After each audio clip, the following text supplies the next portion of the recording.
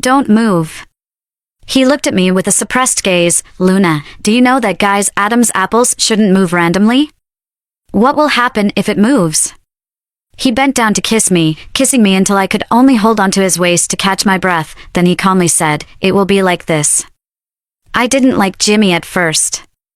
Because he is my stepmother's son. My grandmother didn't like my stepmother. She thought she was too beautiful, and that beautiful women are inconsistent. My grandmother secretly told me that this woman just wants my dad to help her raise her son. I was on guard for a long time, and I was also cautious for a long time.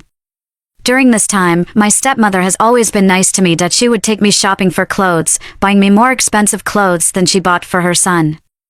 If her son wants to buy a book, she will always buy one for me as well. Even though I don't study biology or participate in information competitions. Is this a way to please me? Or should I say, a sugar-coated bullet? I spoke frankly.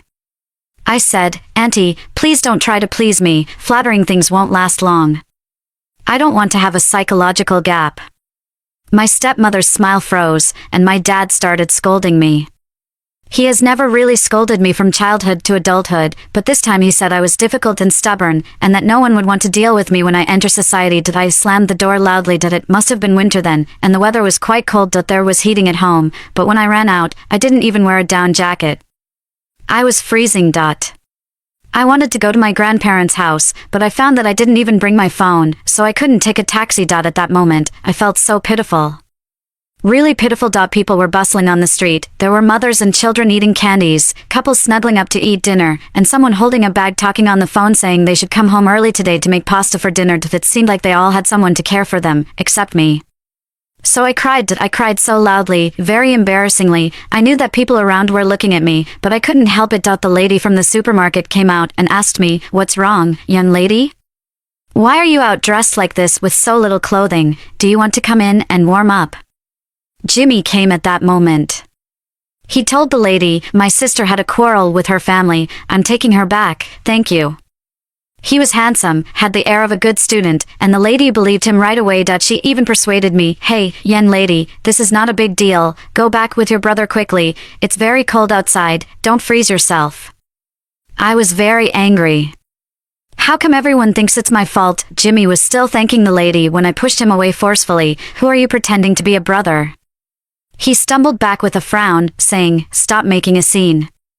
Seeing that the situation wasn't good, the lady quickly intervened. "Girl, go home quickly, talk things out at home. It's so cold outside, look, your face is all pale." It seemed like only then did Jimmy notice. He took off his down jacket and stuffed it towards me without saying a word. I didn't refuse. 1, it was really cold, and 2, this jacket was bought by my dad for him. Why couldn't I wear it? I was going to wear it, and it would be even better if Jimmy got a cold and a fever, impacting his exam performance. Thinking about this, I stopped causing trouble, put on the down jacket, and even put on the hat, just revealing my eyes. I am already considered tall among the girls, but Jimmy is still half a head taller than me. His down jacket is loose on me when I wear it. I deliberately followed him slowly, getting closer to the entrance of the residential area. Suddenly, the pocket of the down jacket shook. I took out my phone. He reached out, but I didn't give it to him. Right in front of him, I answered a call from a girl named Lily. "Jimmy, are you free next weekend? It's my birthday, will you come?" The girl's voice was quite sweet. I spoke in a tone even sweeter than hers. "Oh, sorry, next weekend is my birthday too, so he can't make it." Jimmy frowned again, reaching out to grab the phone from me. I dodged his hand, continuing to chat with the girl on the phone. "What? Who am I to you? Who else can get his phone?" "Luna, stop this nonsense." Jimmy was very annoyed, grabbing my wrist and snatching the phone away. In that moment when he snatched it away, I hung up the phone. He held the phone, typing quickly with his fingers, probably explaining things to the person on the other end. After a minute, he looked up at me, looking at me like I was garbage. Then he ignored me. Turned around and left. The cold wind blew, but I didn't feel cold at all. I was actually quite happy inside. The feeling of vengeance being fulfilled. My dad was right, I am stubborn and willful. But so what, as long as I'm happy. When did I realize that I liked Jimmy? It was too early, I can't quite remember. During the winter break, we joined the debate team, because we were in the same class. The teacher assigned us to the same group. Jimmy looked good, spoke politely, took the first impression of the judges in the first debate. As for me, I speak fast, love arguing, and took the second argument. Always chasing after the opponent during the free debate section. Our school's debate team usually ends up being one and done, because no previous team had ever made it to the provincial competition. But this time, our group won every match. Jimmy won the best debater prize, and I won the best speaker. The teacher called a photographer to take a picture of our team. I held up the trophy and smiled proudly. Later, I asked the teacher for a copy of the photo, in which I was grinning from ear to ear, with Jimmy standing next to me, lips slightly curved, looking very elegant. I was wearing a shirt and a skirt. He was wearing a shirt and trousers, in black and white tones. It was the closest we got to dressing like a couple. After that, we never took such a photo again. But that's a story for another time. At the celebration banquet, the teacher said, "Oh Luna, with that small mouth of yours, how can you be so sharp? Here, let me toast you." Feeling pleased. As soon as I clinked glasses with the teacher, she raised her glass to Jimmy. Then she added, "But Luna, next time you have to learn from Jimmy. No matter how strong your content is, your expression should be in place, friendly, otherwise the judges won't like it." I said, "Yes, teacher, I really need to learn from Jimmy, in all aspects, comprehensively." I am actually being sarcastic, because my dad often praises Jimmy at home. Of course, the teacher can't hear it, but Jimmy can. He glanced at me, expressionless as always, ignoring me as usual. I felt bored for some reason. Even until the celebration banquet ended and we moved to the KTV, I was not in the mood. The teacher nudged me several times, asking why Luna seemed to have used up all her energy on the field and stopped talking. I just smiled, grabbed the microphone, and sang a song called "Loyalty to the Country." Everyone cheered, probably not used to seeing a girl sing the song. This is a song my dad loves to sing, as he socializes a lot, and when I was young and no one cared for me at home, he would bring me along. The song requires shouting, and it made me feel comfortable as soon as I started singing. I was really getting into it when suddenly Jimmy shouted my name. I didn't stop and asked him through the microphone angrily, "What do you want?" He said, "Your dad is being rushed to the hospital." The music in the room was loud, he was close to me, and his words were amplified by the microphone. Someone must have turned the song to mute, and the teacher said, "Oh, is that so? Luna, you should go back quickly." Panicked, I reached for my phone but realized it was in the pocket of my jacket, which was on the other side of the sofa. I saw 5 missed calls on my phone, 1 from my dad, 1 from my stepmom, and 3 from my grandmother. I dropped the mic, grabbed my jacket, and left without wearing it. I ran blindly while making a call. I bumped into someone, not knowing who. "Are you blind?" someone scolded me. Someone behind me apologized, "Sorry, it's not intentional." "It's Jimmy." He chased after her. "Do you know where she is?" "I don't know," I replied, as my phone was completely unreachable. I urgently stopped and grabbed his sleeve, asking, "You know which hospital, right?" He glanced down at me, pulled his sleeve out of my hand, and I hailed an Uber, which had arrived. When the Uber stopped at the hospital entrance, my legs felt weak. I was panicking and sweating profusely. With each step, I wondered what had happened to my dad, how serious it could be, and then I remembered the only time I had been to the emergency room. It was when I saw off my mom. The emergency room was crowded with people, stretchers, white coats, fur bags, red crosses, all enlarged infinitely in front of my eyes. When I reached the surgery room door, I suddenly couldn't stand and started gasping, leaning against the wall. My stepmom was there and immediately supported me. "What's wrong with my dad?" I asked. She pushed away the sweaty hair on my forehead, made me sit on a chair, and said, "Stomach bleeding. He socialized too much and drank too much. Don't worry, it's not a big problem." I sat on the plastic chair, head hanging down, and slowly breathed a sigh of relief. Then, a cup of warm water appeared in front of me. The fingers holding the cup were very pretty. It was Jimmy. I was stunned, took the cup, and drank a few sips. The warm water soothed every corner of my body, and I held the plastic cup, not wanting to say a word.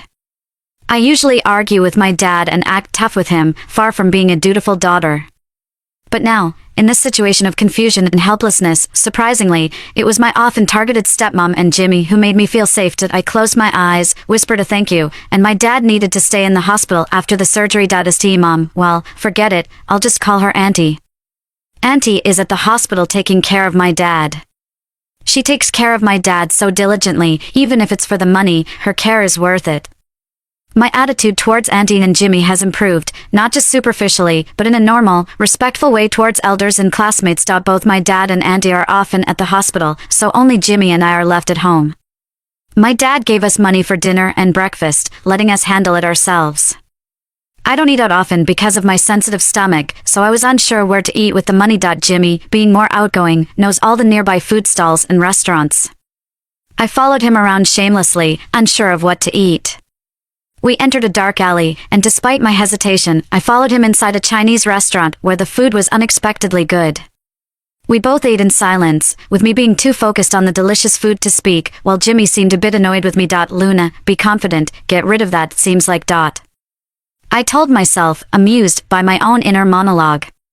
Jimmy glanced at me, finished eating, and went to pay the bill. To my surprise, he paid for both of us without saying a word. It was the first time I felt eating supper was so boring without my dad and his mom's chatter and laughter. The next day, Auntie returned home briefly and instructed us about some matters. We didn't live on campus, with the school being selective about dormitories. Students in the first and second years were day students, leaving the scarce dormitory spaces for the seniors. Normally, I would have been picked up by my dad at night for safety reasons, but with him in the hospital, Auntie requested Jimmy to accompany me home. I was reluctant at first, thinking I could go home with my friends. But seeing Jimmy frown, I changed my mind. He seemed surprised when I called him brother for the first time. Confused by my sudden respect, he asked me what was going on. After Auntie left, he inquired about my change in behavior, to which I innocently replied, I'm scared. Walking alone after 10, what if I encounter a thug? He gave me a look, then another. I said very kindly, just say whatever you want to say. He asked, do rogues not discriminate? After thinking for a moment, I immediately replied, get lost.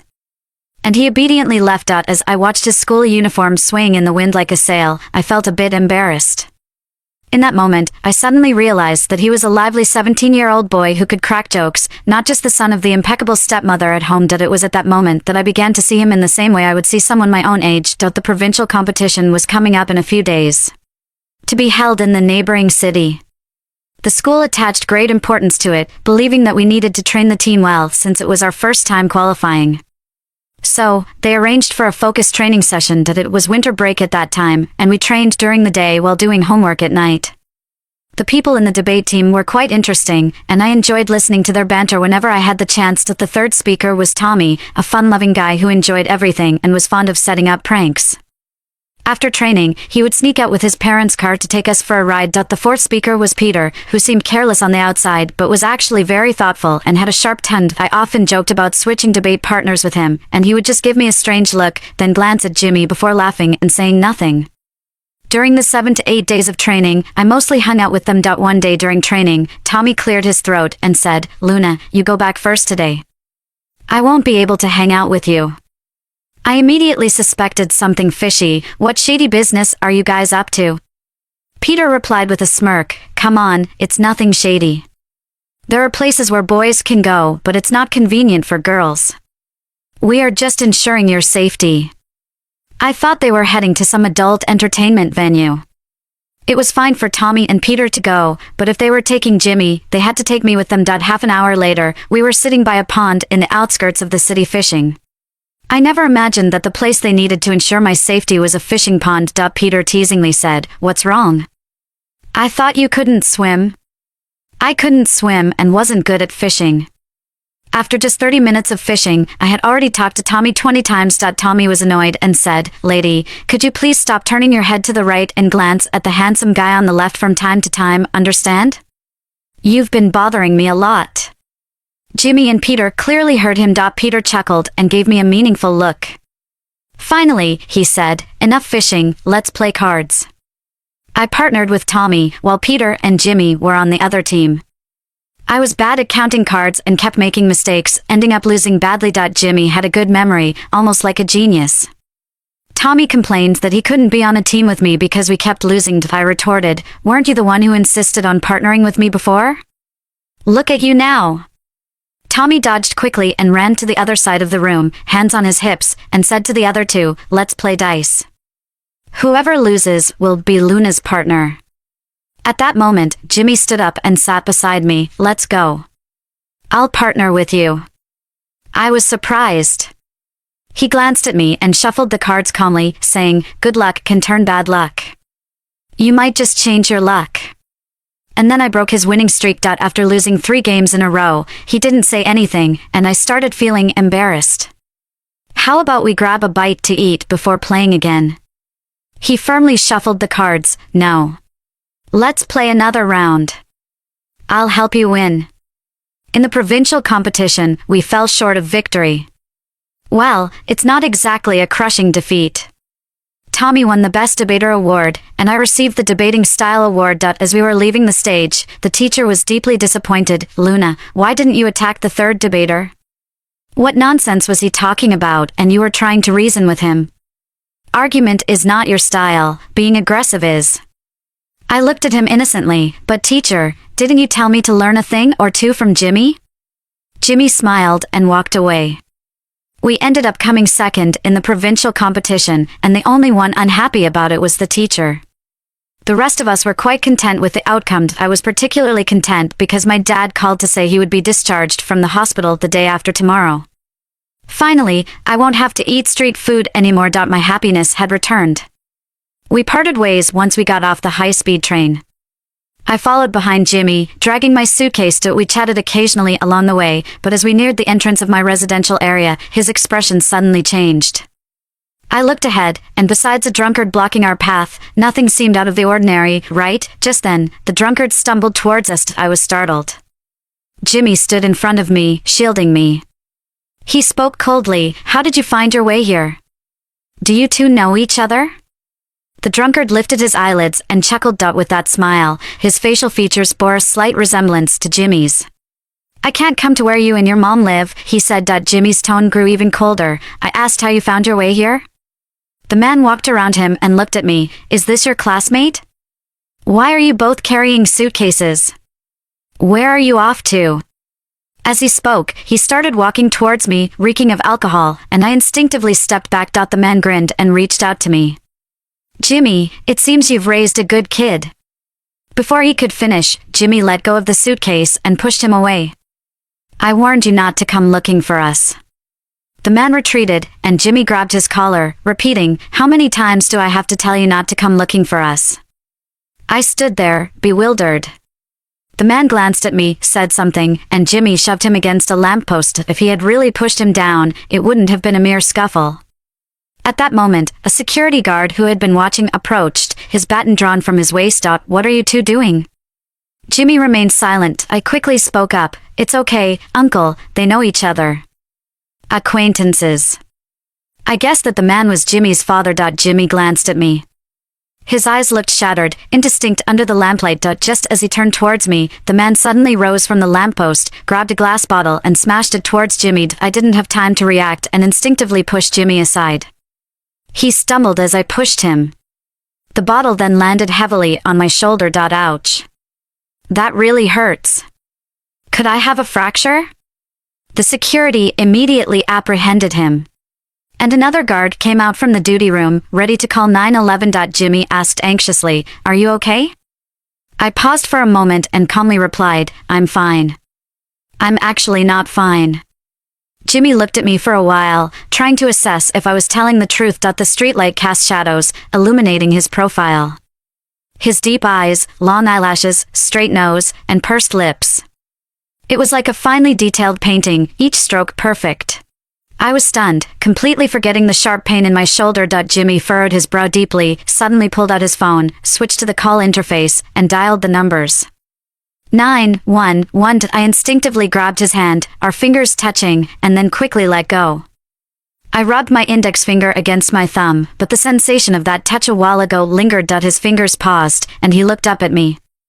I cleared my throat, preparing to speak. Although I used to always go against Jimmy, I had to admit that he was a person with a strong sense of morality. I knew that no matter who the bottle had hit just now, if someone had really been hurt, he would definitely call the police. But did he want to take his dad to the police station? He seemed tough, but did he really not feel weary and disappointed inside? I looked at him and said softly, I'm really okay, and if we call the police, we'll have to call a guardian, right? I guess he probably doesn't want his mom to know about this. Otherwise, he wouldn't have been so angry asking you repeatedly how you found your way here. He was silent for a moment.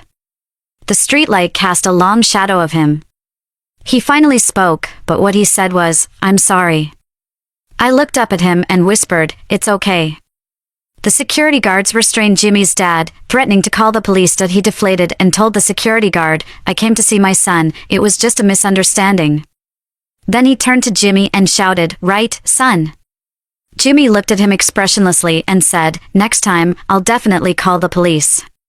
The man sheepishly rubbed his hands and said, "There won't be a next time, no more next time."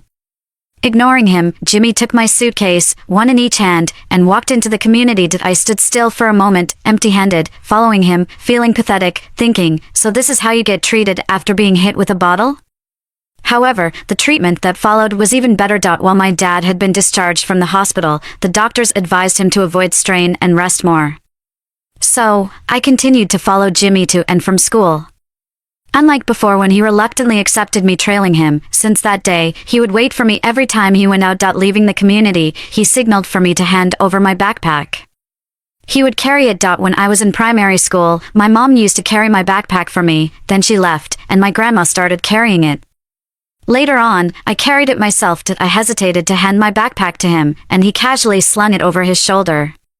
His figure with a backpack on each side was quite comical, but I couldn't bring myself to laugh. Later, my dad asked me in exasperation, "You're so young, do you understand what liking someone means?" I wanted to say, "I do." For example, at that moment, when the traffic light turned green, cars and people moved forward, but I found myself standing still as if spellbound. He walked leisurely ahead, his navy blue and white school uniform billowing like a sail in the wind, carrying a pink backpack on his left shoulder. Looking back years later, across the traffic flow at the intersection. The gaze of a girl towards a boy, an unknown starting point of liking. However, at that time, I didn't know what that moment of pausing and staring really meant. My relationship with Jimmy improved, my dad was happy, and so was his mom. But perhaps out of a woman's sensitivity, her happiness seemed to be accompanied by a hint of worried. I pretended not to notice and deliberately started acting cold towards Jimmy again. Grandma asked me to have dinner on Saturday, and added one more thing, to also bring Jimmy along if possible. I moved my phone aside and asked Jimmy, "My grandmother wants you to join us for dinner, are you coming?" Jimmy replied, "Of course, it's the first time she has invited me, I have to go." Aunt seemed to have something on her mind, but hesitated. I returned to my room, and when I was going downstairs to get a glass of water, I overheard Aunt asking my dad, "Did Mom really invite the two of them for dinner? Should we ask again?" My dad, watching the morning news, replied, "What's there to ask? Luna wouldn't lie to us, would she?" Aunt's voice lowered, "It's not that, it's just that Mom has never invited Jimmy before, I find it strange." My dad, sipping tea, chuckled, "She's doing it for Luna's sake." Aunt fell silent. Standing on the stairs, I didn't need the glass of water anymore, so I turned and went back upstairs. I bumped into Jimmy coming out of his room, staring at me strangely. I coldly said, "What are you looking at?" He murmured in surprise, "You're in a bad mood so early in the morning?"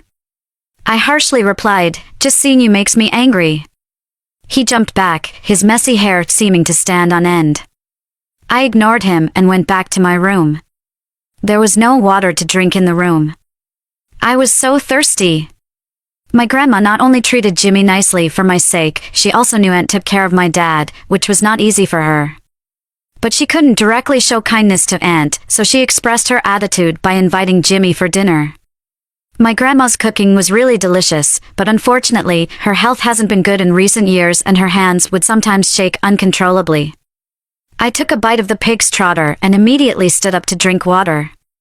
Grandma rubbed her apron and said, "Did I put too much salt? Getting old, can't even cook properly anymore." I quickly said, "Not salty, I was just thirsty when I arrived." Jimmy put the remaining 2 pig's trotters in his bowl and said, "Not salty, very tasty." Grandma smiled happily. I glanced at him discreetly. Not only was Jimmy a good grandson, he was also a good brother. The pig's trotter was actually very salty, but since he took it, I didn't have to suffer eating it. As we went downstairs, I looked back and saw Grandma waving and smiling from the balcony. In the towering buildings, there was only a small her in the huge window. I waved back vigorously, jumping and hopping as she smiled with her eyes squinted. "Go on! Be careful on the road," she shouted. We turned a corner and couldn't see the balcony anymore. I didn't know if she went back to her room or continued standing there watching us walk away. I suddenly felt a bit sad, realizing how fast time was passing and sighing at the inevitability of aging and loneliness. I kept looking back and Jimmy halted to wait for me. I wasn't paying attention and bumped into him. I quickly moved back, apologizing profusely. He suddenly reached out and ruffled my hair. It felt like he was not just messing up my hair, but also disrupting the inexplicable emotions inside me. I gripped the strap of my bag hanging down, suddenly unable to speak. Not long after, it was Jimmy's birthday, and my dad gave him a mountain bike. I went with them to buy the bike, and my dad asked if I wanted him to buy me one for my birthday as well. I said, "Do you not realize how lazy your daughter is?" Jimmy then asked the store assistant, "Can we install a seat at the back?" I looked at him in surprise. My dad glanced at him, then at me. Subconsciously, I curled my fingers. Even though there was nothing between Jimmy and me, I inexplicably felt guilty. Under my slightly nervous gaze, my dad suddenly realized and said, "That's a great idea. Then I don't have to pick you up anymore."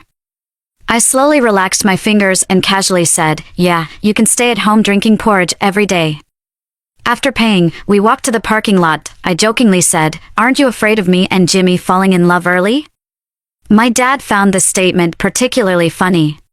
His laughter startling the motion sensor lights in the parking lot. "You two are siblings," he said, looking at Jimmy, who just nodded. In the dim light, I looked up at him but couldn't see his expression.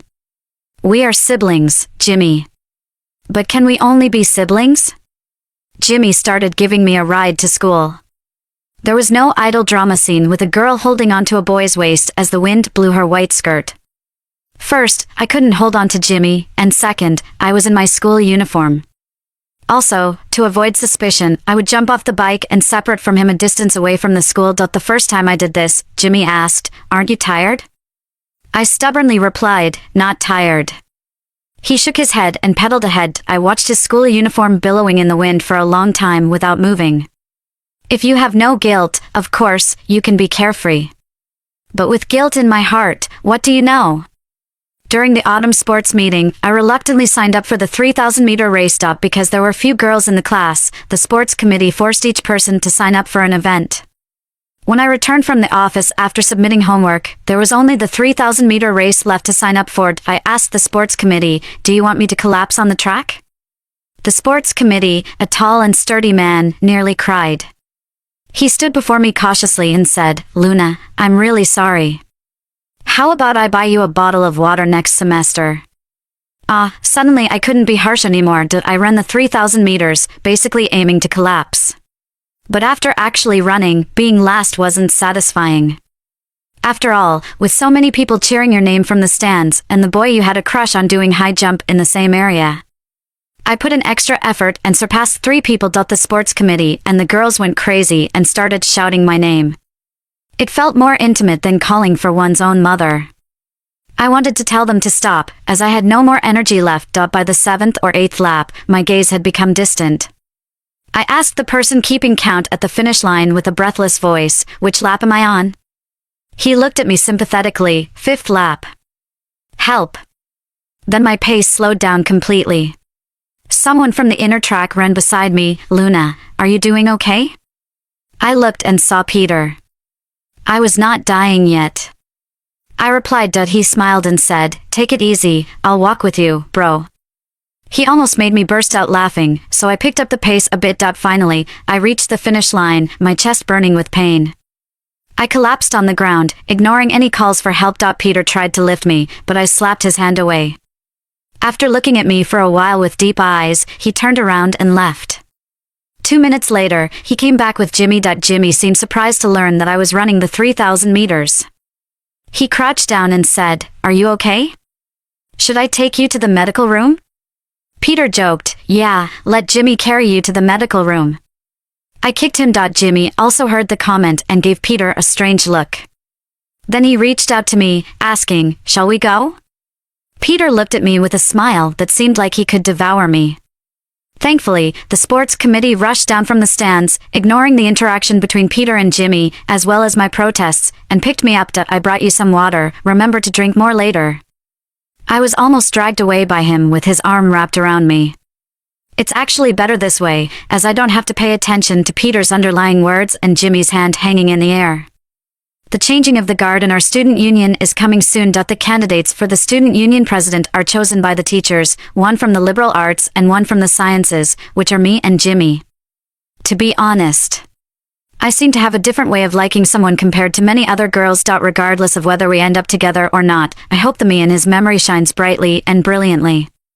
Even if it means taking away his glory and achievements, as long as he remembers me, that would be enough. So, when the ministerial council's voting results hadn't been announced, I was quite nervous. I really wanted to win. It was almost obsessive. There were 7 members in the council, 4 voted for me and 3 for Jimmy. I felt quite proud, swinging my legs on the back seat of the bike and teasing Jimmy insincerely, "Oh, sorry, I got 1 more vote than you." He chuckled lightly and said that 1 extra vote was mine. I was so shocked that I grabbed his shirt directly. "What did you say?" He hit the brakes, turned to look at me, and smiled. "You really want to be the president, don't you?" "But I also wanted it for your sake." It was a Friday that day, with the sun about to set but not quite there yet, casting a faint red glow on his profile. Cars were whizzing by, and there was the scent of fried chicken and ice cream in the air. Suddenly, I didn't know what to say, my face feeling very hot under the sun. "Thank you," I said. "No problem." He continued riding the bike, the school uniform billowing like a sail in the wind. In the sunlight, his head looked fluffy. It seemed like it would feel nice to touch. I hesitantly reached out a finger and lightly touched his hair, then quickly pulled back.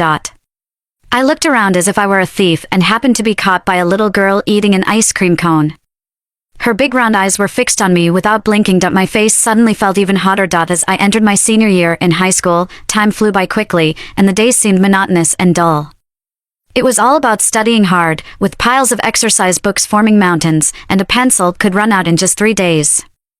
Occasionally, when I looked out the window at the sunset, I would think that the romantic feelings of that sunset day seemed like a long time ago. We were now seniors, living in the dorms, and each moment was laboriously spent.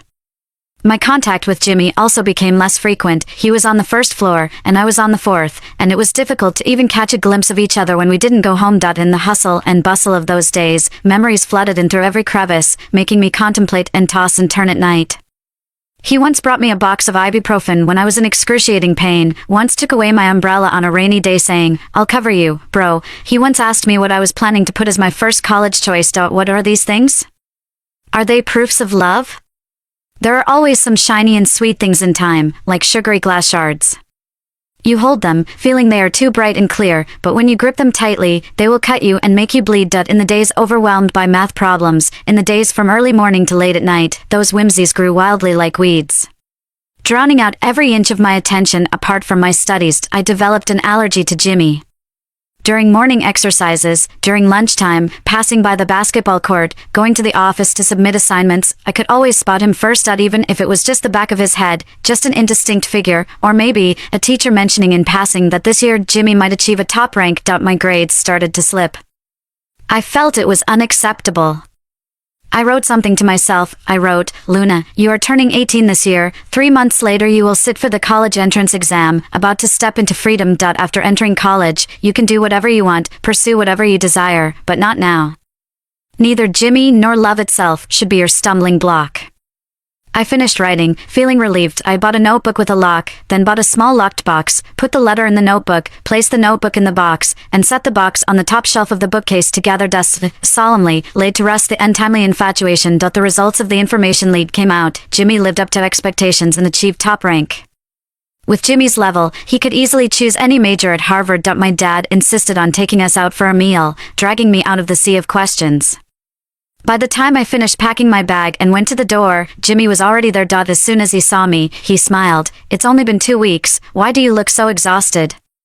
I was actually quite happy to see him, but teasingly replied, "Can't compare with the Harvard study geek. I can only try my best to barely get into a decent domestic university." If you barely get into a decent domestic university, then our grades humanities average will be a second-tier one, he said. He grabbed my bag for me and got into the back seat.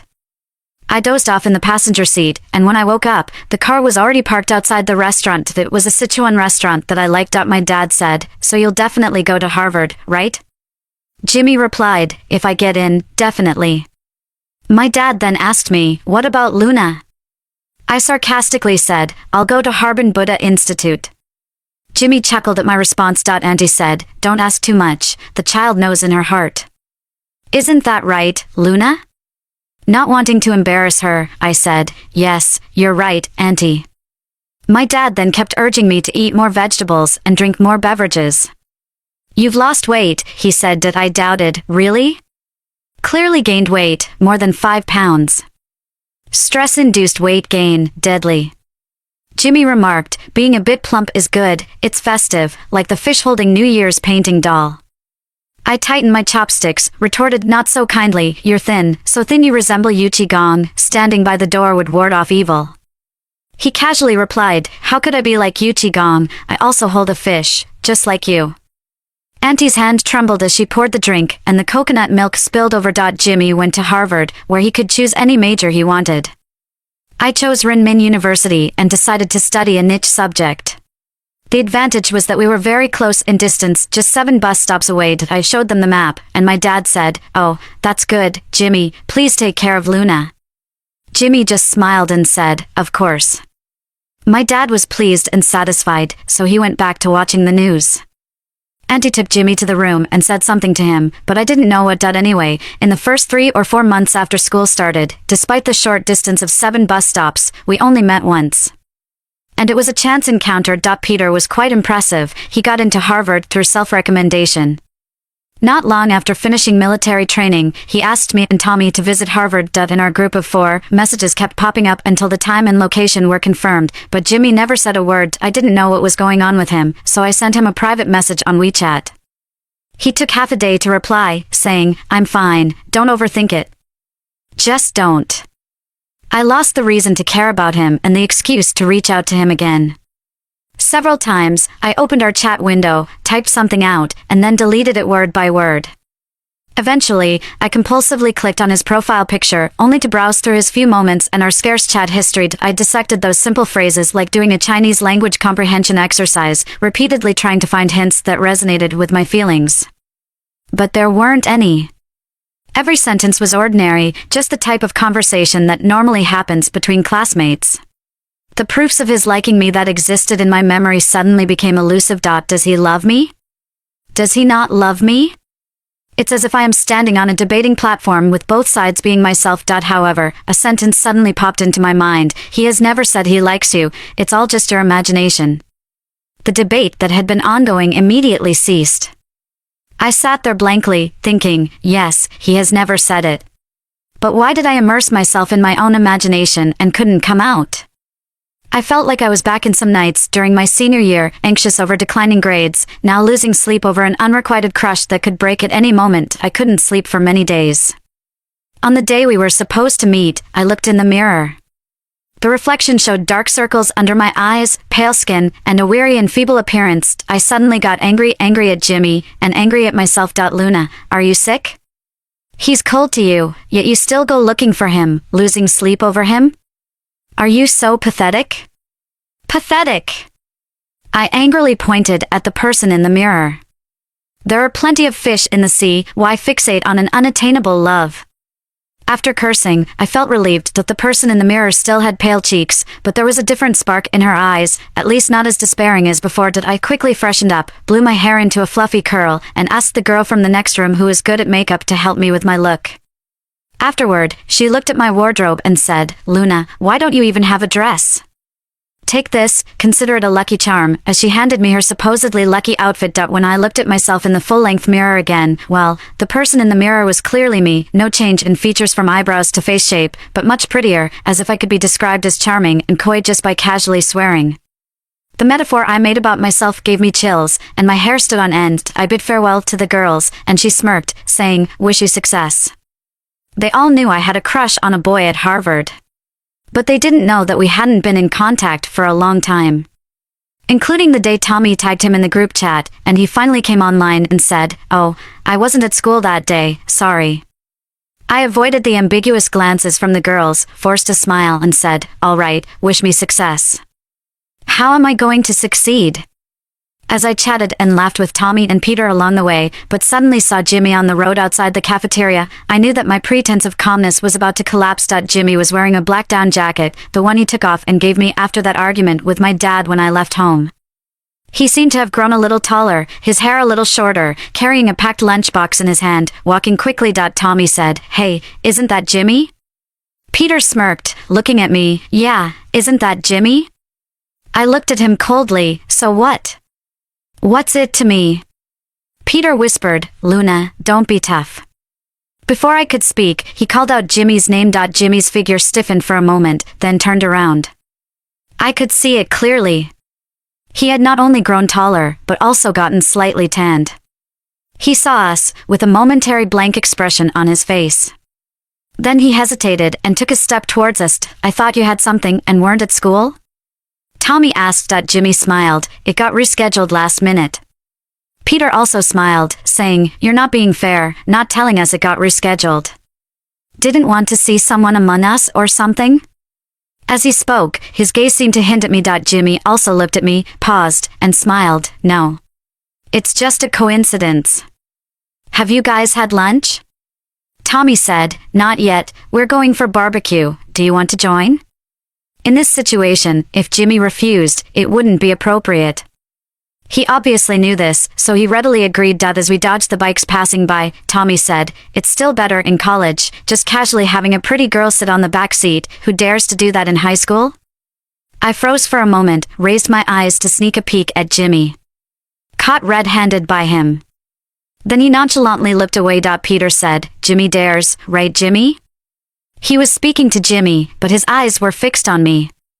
I slowly said, "Peter, you're not making any sense." Peter laughed. "Luna, I was talking about Jimmy, not you. Why are you so protective of him?"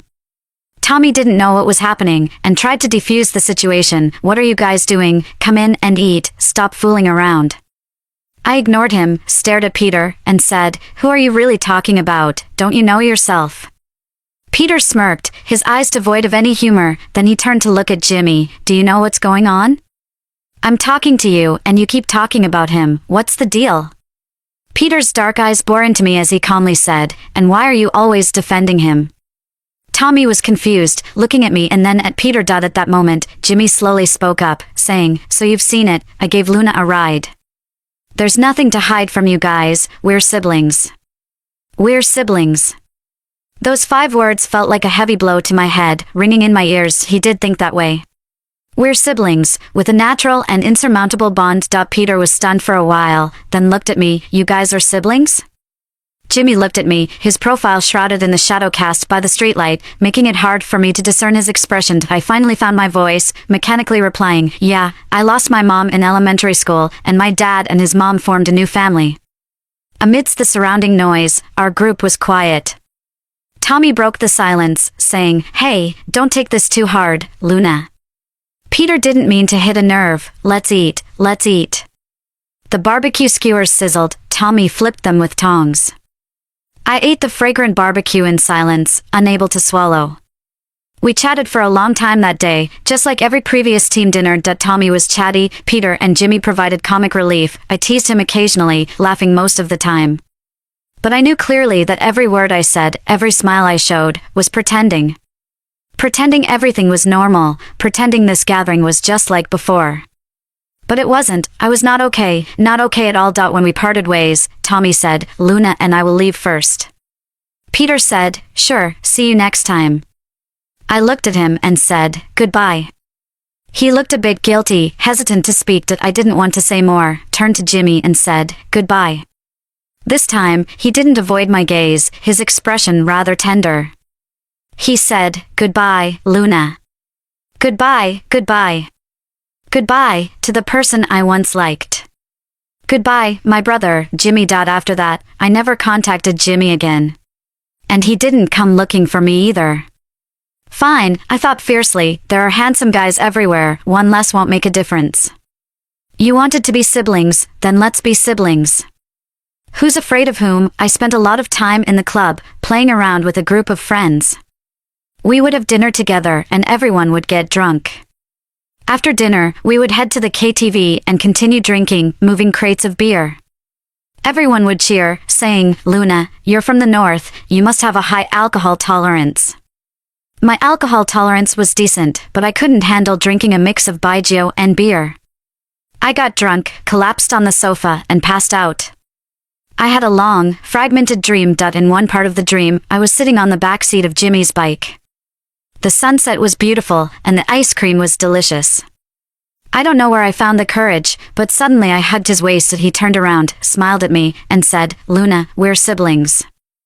I felt terrible, and when I looked up, I found myself lying on the track from the day we ran 3,000 meters. Jimmy reached out his hand to me, and as I slowly put my hand on his, Peter stood in front of me, chuckling, and said, Luna, I already knew, but you didn't, did you? You and him, it's impossible, don't you know that? I shouted at him to shut up, but Auntie was standing in front of me instead. Auntie said, Luna, was it your grandmother who asked Jimmy out for dinner that day? Or did you lie to me in order to go out alone with him? I screamed that I didn't lie, that I knew we were siblings. And I had been very restrained, so why were they still forcing me like this? And then I was shaken awake. The colorful lights in the KTV were still swaying, and I didn't know who was singing. The melody was pounding in my ears. I could barely see someone standing in front of me, but tears from my eyelashes dripped into my eyes, causing more tears to flow, so I had to close my eyes again. My head hurt, and my stomach ached. Someone handed me tissues to wipe my tears, and when I opened my eyes again, I saw Jimmy. In a white shirt and black pants, he pursed his lips and had no expression. Am I dreaming? I asked. Lisa said, don't blame me, you looked like you were going into shock just now. I unlocked your phone with your face, and he was the only one in your contacts. Jimmy's lips curled up slightly, then quickly faded. I gritted my teeth and looked at Lisa. You must want me dead. Lisa exclaimed, no way, girl, this guy is pretty cute. Seize the opportunity. Shut up. He's my brother. I yelled. Okay, Lisa shrugged, patted Jimmy's shoulder, this good brother here, be understanding of Luna, she gets irritable when she drinks too much, she's not usually like this. Lisa went to sing, leaving just me and Jimmy in the corner. Silence, still silence. It was pretty awkward, especially with the background music playing sad love songs. I grabbed my bag, took Jimmy's wrist, and walked out. As soon as we reached the corridor, I let go of his hand. The corridor was much quieter. Jimmy looked at me with drooping eyelids. Aren't you going to say something? I replied, what do you want to hear? Jimmy chuckled, anything will do. Like why you drank so much, why you're still outside at 1 in the morning, why the only contact in your address book is me. As he finished his sentence, my ears buzzed. Shut up! I said. At this hour, there was no pharmacy open in this area. My stomach was hurting badly, and I huddled on the roadside. Jimmy had been stubbornly following me, insisting that I tell him everything. When he saw me crouching down, he was surprised. Is your stomach hurting? Is it because you drank too much? I whispered softly, can you please shut up? He fell silent. Then I said, could you please leave quickly? He replied, I'm not leaving. After a pause, he added, let me take you to the hospital. Memories of what I saw in the emergency room in elementary school flashed through my mind. The Red Cross, stretchers, crying patients, and the sorry look in the doctor's eyes. My stomach began to ache severely, and I said, I'm not going. Jimmy also crouched down, using a tissue to wipe the sweat off my forehead, and then said, I've called an Uber. Suddenly, this moment felt familiar to me. Occasionally, a vehicle rushed by, leaving a trail of sound on the quiet road. The light from the street lamp illuminated his face, highlighting the contours of his brow and eye sockets. In his clear eyes, there was only me. I said, Jimmy, don't be so kind to me, don't let me misunderstand. He hesitated for a moment, not speaking immediately. Just then, a car approached from the west, and Jimmy breathed a sigh of relief, stood up, waved at the roadside, and shouted, here. He didn't respond to what I said until we got into the car. With my stomach hurting badly and feeling dizzy, I rolled down the car window to let the cold Massachusetts wind hit my cheeks. The driver glanced at me through the rearview mirror and said, young lady, are you drunk? I didn't respond, not in the mood. Jimmy said, yes. The driver took another look at us and asked, are you young lovers having a fight? Irritated, I replied, we're not a couple, he's my brother. The driver chuckled, oh, I must have been mistaken? You two don't look alike at all. The colorful scenes rapidly retreated in the car window, forming one colorful beam of light after another. I closed my eyes, drowning everything in darkness. After some time, feeling drowsy, I suddenly heard Jimmy say, you didn't miss here. I opened my eyes abruptly and stared at him. What did you say? He said slowly, I said, I like you. I was stunned for a moment, then grabbed my bag and hit him hard, yelling, don't mess with me. He blocked my bag, held onto my hand, and said, although this is not the right place to confess, I think, I really like you. I was completely stunned. The driver interrupted, young man, what do you mean? Confessing in my car, are you making things difficult for them? This statement was not humorous at all, but I started laughing. As I laughed, I began to choke up. We hadn't spoken in months, not even interacted on social media. You inexplicably treated me coldly, without even a reason. You said we were siblings, okay, then I'll consider you my brother. I slowly pried open his fingers, so, you come here and suddenly tell me you like me. Why don't you just drop dead? Jimmy's Adam's apple bobbed up and down. Before, I wasn't sure, I was confused. I sneered, so now you suddenly figured it out? He remained silent for a moment, then said, I'm still not sure, but I feel like, in a situation like today, any man should confess. Unconsciously, I asked, what situation today? He replied, when you were asleep, you called my name and cried. The driver let out a chuckle and clicked his tongue twice. I felt like I was suffocating. Damn it, Lisa. Jimmy looked at me, his white down jacket reflecting a faint light, like a white sail in a dark sea. He seemed patient, as if waiting for my answer. If you say you like me, do I have to agree? He asked. I looked at him coldly. Ever since the day you said we were like siblings, it was impossible between us. There are plenty of handsome guys chasing after me. Who do you think you are? Jimmy looked at me for a moment and then said softly, so, what should I do? I retorted, that's none of my business. He looked crestfallen, but I felt even more disheartened. Confessing my feelings should not have been like this.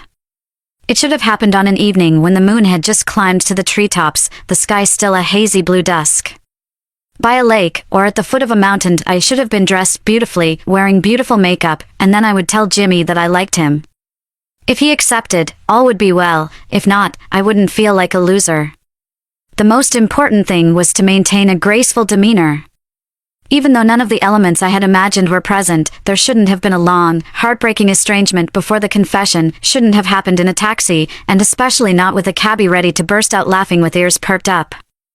It felt miserable. Just as I felt like I was about to explode. Jimmy suddenly cleared his throat.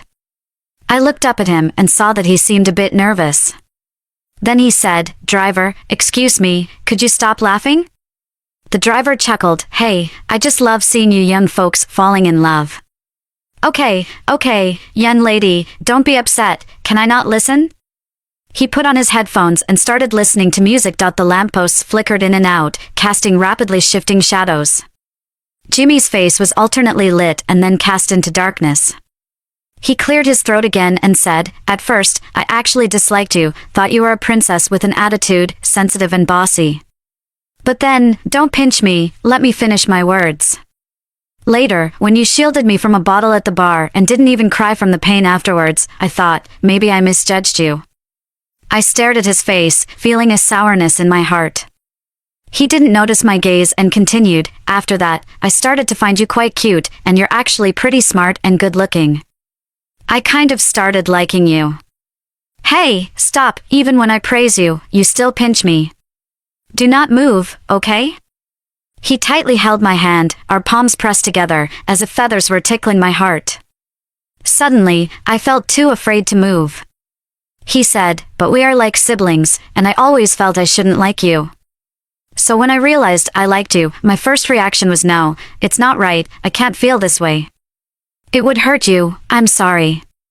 Siblings, we're just siblings. His words overlapped with my dreams, plunging my heart to the bottom of a ravine. I pried open his fingers, coldly asking him, "Are you talking in your sleep now?" His hand reached over, intertwining our fingers.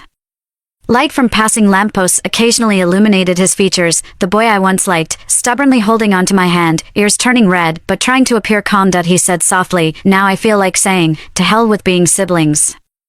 If I like you, then I'll admit it." I couldn't help but laugh, and as I did, my eyes welled up with tears again. Jimmy reached over to wipe the corner of my eye, gently saying, "I'm truly sorry, I didn't mean to make you unhappy. Seeing you upset makes me feel miserable too." I moved away from his hand, but my tears plopped onto the back of his hand. His hand paused in midair, deflated, and after a while, he said, "Or you could hit me, curse at me a bit, just stop crying." I actually punched him a few times, and as he jokingly said he would have to go to the hospital, he laughed and put his arm around my shoulder. The night was enchanting, as if time and space had frozen in that moment. The person I liked held me with care, treasuring me. Thump thump thump, thump thump thump, whose heartbeat was racing so fast, who gently placed a kiss on my forehead. And who whispered softly in my ear, "Luna, let's be together. We are together now." When we have no classes, he takes a 7-stop bus ride to come and have dinner with me. The winter in Massachusetts is beautiful, with a deep blue sky without a single cloud. I sit on the back of his bike, finally able to openly hug his waist. I gently rest my head on his back, the breeze brushing against my cheeks. And sometimes I wonder if I am dreaming. Jimmy just smiles and asks, "Have you wanted to do this for a long time?" I reply, "Haven't you?" He jokingly says, "I am a serious guy." I playfully pinch his waist. He quickly changes the subject, saying, "But, if you're willing to call me brother, I wouldn't mind." I coquettishly say, "Brother, I want a kiss." He chuckles, then suddenly breaks. The moon has just climbed up the treetops, and the sky is still a hazy blue. The bike stops right at the foot of the mountain. He grabs my hand and starts walking forward. I ask, "But we haven't arrived yet, right?" Without looking back, he says, "But brother wants to kiss you." My dad knows I have a boyfriend now. His mom knows he has a girlfriend. They both agreed, during the winter break, come home and have a meal together. If they knew that the 4 people were actually just 2, they would probably kick us out. So, we agreed to keep it a secret for now. During the winter break at home, we were extremely polite. My dad asked me quietly if there were any conflicts between me and Jimmy. I looked puzzled. Then he chuckled and said, "As long as everything is fine, it's all good." After talking, he added, "If he did something wrong, tell me and your aunt, don't keep it to yourself. Given a little since you're siblings, it will pass." As soon as I heard the word siblings, I would remember when Jimmy said, "Screw this sister." I spoke firmly, "Are we siblings? Do we have a blood relationship?" My dad became more certain that Jimmy and I were having issues. He comforted me, saying, Okay, no blood relationship, not considered siblings. Don't get angry, it's only been a few days since you came back, don't scold me." I stared at him and said, "Not considered siblings, you said it yourself." He replied, Yeah, not considered siblings. "We're doing a big cleanup tonight, don't forget." I pretended to forget. Jean called me out to go shopping, and I naturally took the opportunity to slip away. But if I knew that slacking off would bring such serious consequences, I definitely wouldn't have done it. My dad called me back, his voice heavy, saying only a few words before hanging up. I messaged Jimmy, but he didn't reply. I had a bad feeling, so I called my grandma and asked her to call my dad at 9 o'clock, reminding him that we have dinner together tomorrow. Grandma laughed on the phone. "Did you make your dad angry again by messing up?" I pretended to be ignorant and chuckled. She then said, "Okay, but when you go back, remember to apologize to your dad and show some humility." From childhood to adulthood, Grandma has always been my savior. With her promise, I returned home with peace of mind. The lights at home were very bright, looking spotless after a thorough cleaning. My dad was sitting on the sofa, holding a piece of paper in his hand, his face so dark it could drip water. I saw it clearly. There was an open box on the coffee table, with a broken lock next to it. That was the coffin where I had hidden the love letters. Now the lock was broken. Suddenly, I wasn't afraid at all, but instead, anger surged through me like a flame. How dare you rummage through my room and peek at my things? My dad slammed the coffee table hard. Watch your tone. I took a deep breath and tried to calmly say, I placed the box at the top of the bookcase. How did you get it? It had a locked lid. How did you open it? You saw the letter I hid, so you are justified, right? Auntie stood beside him and said, Luna, when I was dusting the bookcase, I accidentally knocked over the box, causing the lock to break. There was a notebook inside, and when I picked it up, this letter fell out. I mechanically turned my head to look at her. Her usually gentle and smiling face showed no emotion. Luna, tell Auntie the truth. Is what you wrote in the letter all true? I forced a smile uglier than crying and said, Auntie, I wrote it for myself. No need to lie. My dad roared, Luna, he is your brother. Auntie asked again, is Jimmy the one you dated in college? Without flinching, I looked at her and said, yes. My dad slapped me hard, with force. The sound was particularly loud, and I was hit so hard I turned my face away. It seemed like my dad was surprised by the loud slap he made, as his hand hung in the air for what seemed like eternity before he put it down. Then he didn't say another word and sat heavily back on the sofa. At that moment, the door opened, and Jimmy came back. Without even looking up, he started chatting and laughing. As soon as I went downstairs to buy fruit, the whole family got together. Why are you crying? I really hadn't planned on crying, but as soon as I saw him, I couldn't help it. Jimmy put the fruits in the hallway and looked at us in the living room seriously. He clearly noticed the strange atmosphere, but his demeanor was calm, even bending down to grab a tissue from the coffee table and handing it to me. Why are you crying? My tears fell even more heavily. Auntie asked, Jimmy, are you dating Luna? He answered candidly, yes. Auntie was surprised by his frank answer, choked for a moment, and then said, before you went to study in Massachusetts, I told you to take care of Luna as a sister. Did I say that? After a moment of silence, Jimmy replied, you did. Auntie went on, I also said that you were both grown-ups and should maintain boundaries, not overstep them. Did I say that? Jimmy answered, you did. Aunt said, since I have already said it, why didn't you listen? Jimmy paused and said, because I like her. My dad said, you two are siblings. Jimmy laughed and said, but nobody asked if we wanted to be siblings. The air was so still for a few minutes that we could even hear the ticking of the clock. After a while, Aunt said, are you blaming your mother for this? Jimmy stopped laughing and solemnly said, no, because you have your own life. But I don't want you to be angry about this, because I also have my own life. The drama of that day ended with a phone call from my grandmother. I don't know what my grandmother said, but after my dad hung up the phone, he told us to leave and not bother him anymore. I put the letter back into the unlocked box and carried the box upstairs. It felt like I was attending a funeral. Jimmy followed behind without saying a word. Aunt called him back. Jimmy, you sleep in the guest room tonight. Tomorrow, I will have someone come and switch your room with the study. Our house is a duplex, with the master bedroom, guest room, and main study downstairs, and 2 rooms upstairs, with one originally being my bedroom and the other my study. Later, Jimmy moved in. And the study was converted into his bedroom. Jimmy stopped in his tracks and chuckled in a ridiculous manner, saying, Mom, is this really necessary? Aunt calmly said, we didn't consider it carefully before, but now we can remedy the situation. Jimmy, don't make it difficult for Mom. Jimmy clearly wanted to say something more, but when Aunt uttered the last few words, he clenched his fingers. After a while, he said, okay. I couldn't bear it anymore, holding the box and trudging up the stairs. There were footsteps outside the door, pausing at my door, and then leaving. I stood behind the door, clutching the letter, tears falling from my eyes. The tears dripped onto the letter, causing a tiny blot of ink to spread. Naively, I used to think that what stood between us was senior year, was the college entrance exam. I regarded him as my belief, overcoming various obstacles to become the victor of the exam.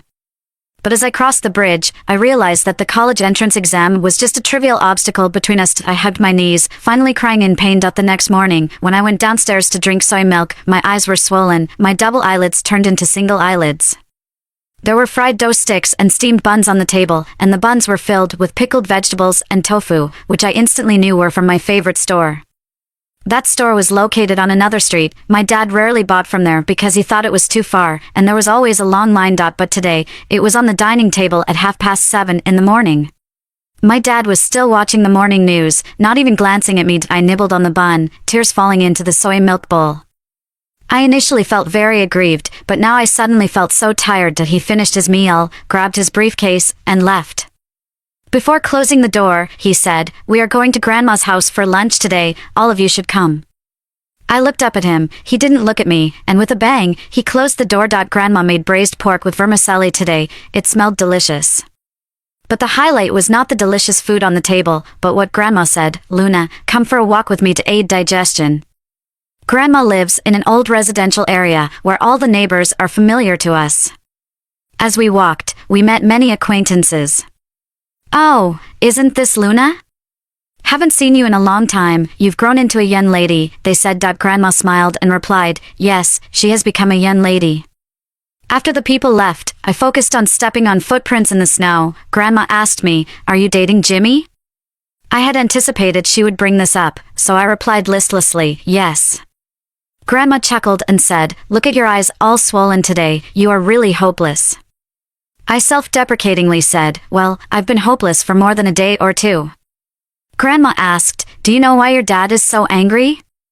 I said, "A man's heart is like the depths of the sea, how would I know?"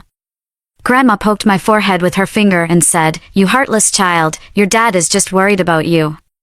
She paused and continued, "He didn't want me to tell you this as he always feels you are still young. But let me tell you, one needs to understand social norms and etiquette. The earlier you understand, the less you'll be taken advantage of." What does this have to do with social norms and etiquette? Grandma looked at me for a while and said, "Take Jimmy's mother, for example. You and Jimmy are not siblings, both are decent kids who know each other well. Why does she intervene? Because she's afraid of gossip. If you two really get married, what will she become? Will she be part of a new family, or will she be there for your dad's inheritance?" My face turned red all of a sudden and I blurted out, "Why are we talking about marriage?" Grandma waved her hand for me to be quiet and continued, "I'm asking you, when you two are in a relationship, isn't it with the intention of a lifetime commitment? Or is it just for fun?" I was speechless for a while. She then smiled, "That's it, right? Sooner or later, this topic will come up, you can't avoid it. Originally, your dad only had you as his child, the inheritance he and your mom built up is all yours. Jimmy is the younger one, when he gets married, your dad may give him a maximum of a few $100,000. But now, things are different, although the law doesn't prohibit you two from getting married. If Jimmy marries you, speaking of inheritance, what's yours will be his as well? Won't your mom's relatives scold your dad? Will your dad and aunt have any face left? Luna, this is not just about you and Jimmy, do you understand?" I was stunned. Not paying attention, I stepped into a snowdrift, and the ice-cold snow water seeped into my shoes. That day, I didn't make any reckless comments about inheritance. I knew every word Grandma said was crucial, the biggest obstacle between me and Jimmy. This obstacle even had nothing to do with my dad's and aunt's personal wishes, it came from social norms, a rule passed down through generations. Living a lifetime, you need love, you need money, but you need dignity more. Grandma put it this way. I stood lost in thought in the snow, my feet as cold as ice, but I didn't feel it. Grandma said for me to think it over properly, she would chat with Jimmy again. Jimmy quickly went downstairs and stopped when he passed by me, reaching out to rub my cheeks, asking if I was feeling cold and telling me to go back inside quickly. I looked up at him, and he appeared calm, completely unaware of what was about to happen next. Jimmy, I said, my grandmother used to be a Chinese teacher and later became a school principal. He responded with a non-committal sound, so what? I continued, she is very good at persuading people. He smiled and asked, were you convinced? I remained silent for a while, and he reached out to tousle my hair, not saying anything profound, just telling me to go back inside quickly and not catch a cold. As he walked towards my grandmother, his black down jacket swayed like a sail on the vast sea. After my grandmother and Jimmy finished talking, the three of us walked upstairs together. I deliberately slowed down a bit, sticking to her and asking, how did it go? She clearly knew what I was referring to but pretended to be clueless, asking, what do you mean? Getting impatient, I asked, what was Jimmy's reaction? She snorted, looked at me for a moment, and said, if it were during World War II, someone like you would have switched sides in an instant, but he remained steadfast in his will. The old lady ignored me and walked upstairs with her hands behind her back. I stood on the stairs and suddenly laughed. Later, my dad and aunt didn't say anything and turned a blind eye. Jimmy and I returned to school early, just like my dad said, avoiding each other when unnecessary. Jimmy was especially hardworking. He was already a top student and was also working on a business project with his seniors. When we weren't together, he often worked late into the night. I had a feeling this had something to do with me, so I asked him what he had told my grandmother, but he wouldn't say. After being nagged by me, he smiled, touched my cheek, but evaded the question. Luna, your dad and grandmother really love you, you know? I asked, and you? He chuckled, of course, why else would I work so hard to build my future wife's dowry? My face turned red. I could guess what he and my grandmother had discussed. The ability to silence gossip is absolute power, as my dad had told me. But at that time, his main purpose was to motivate me to study hard and excel, to prove my worth through academic achievements, instead of getting into fights with boys. Perhaps my dad didn't expect that I would be the listener, while Jimmy would be the one truly following through. I tiptoed to kiss Jimmy, catching him off guard. By the time he reacted, I had already run off. He caught my hand, pressing it against my forehead. The sound of the computer operating echoed in the small room, making the silence particularly unsettling. I saw his Adam's apple bobbing up and down. Before I could grasp what I was doing, my hand had already touched it. With suppressed gaze, he looked at me, saying, Luna, do you know we shouldn't mess with a guy's Adam's apple? What happens if you do? He leaned in to kiss me, and as I could only hold onto his waist to catch my breath, he calmly explained, it would end up like this. The light was just right at that moment, with a gentle spring breeze. Holding hands, we were so close that we could hear each other's heartbeats. I held onto him, burying my head in his neck, whispering softly, Jimmy, I feel like I'm dreaming. He sighed and said, it seems like we haven't been close enough. I picked up a cushion and threw it at him, but he caught it and set it aside. The sunlight was streaming in through the window, illuminating his features. And in his eyes, I could see the reflection of my blushing cheeks. All the feelings of unreality that had been haunting me for so long suddenly disappeared. It turns out that the hopes I had written on paper were really coming true. The tears I had shed were being wiped away by someone. The unrequited love I thought would come to nothing was being rewritten into a promising future. The road ahead may be rough and bumpy, but he was by my side. And that was enough. Jimmy, I hugged him, I've liked you since I was 17. He whispered in my ear, what a coincidence, I feel the same way.